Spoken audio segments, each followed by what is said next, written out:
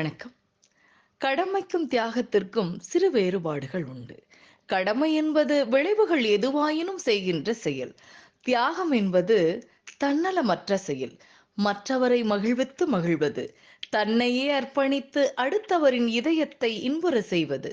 அப்படி தன்னுடைய விருப்பு வெறுப்புகளை, ஆசாபாசங்களை துறந்து இந்த சமூக நலனிற்காக மிக அக்கறையோடு பிறர் நலம் பேணுகின்ற மகத்தான மனிதர்களாக திறம்பட பணியாற்றுகின்ற காவல்துறையினரின் செயல்பாடுகளும் பணிச்சூழலும் அதில் இருக்கின்ற இடர்பாடுகளும் குறித்து தொலைதூர பயணமென்றாலும் அதை கனமென்று கருதாமல் புன்னகையோடு கடக்கின்ற இவர்களுடைய பயணத்தை அத்துறையிலே மிகச்சிறந்த ஆளுமையாக சிறந்த தலைமை பண்போடு பணியாற்றுகின்ற அன்பு சகோதரர் டாக்டர் திரு வடுகம் சிவக்குமார் அவர்கள் எழுதிய ஒரு அழகிய கவிதை இதோ உங்களுக்காக. நாங்கள் காக்கி பூக்கள், வியர்வையில் வளரும் வாடாமலர்கள், சூரியனில் உயர்த்தும் நிலவெனில் குளிர்ந்தும் எப்போது மின்னும் நட்சத்திரங்கள் நாங்கள். தீமைகளை அழித்து நன்மைகளை காத்து புது உலகம் படைக்கும் முத்தொழில் எமக்கொண்டு.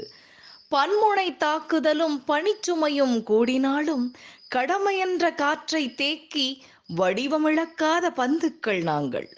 காவல் வாழ்வில் எந்த நிமிடமும் எந்த நிகழ்வும் எங்கள் கையில் இல்லை. ஆனால் எல்லா நிகழ்வுகளிலும் எல்லா நிமிடங்களிலும் நாங்கள் இருக்கின்றோம். உடற்சோர்வும் மனச்சோர்வும் எமக்குண்டு.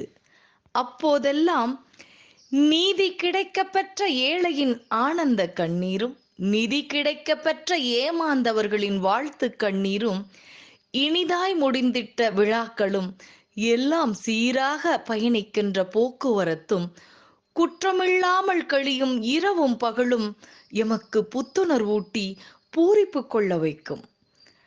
எல்லோருக்கும் நாங்கள், எல்லாவற்றிற்கும் நாங்கள். இந்த காக்கி பூக்கள் பூமியை காக்கும் பூவேலிகள். நாங்கள் காக்கி பூக்கள், வியர்வையில் வளரும் வாடாமலர்கள். என்ன அழகான கவிதை! பிரம்மனின் படைப்பில் வருகின்ற வழிகளும் வேதனைகளும் அலட்சியங்களும் இந்த சமூகத்தில் அதிகம். அதை மாற்றுகின்ற நவீன பிரம்மாக்கள் இவர்கள். வாழ்த்துக்கள்.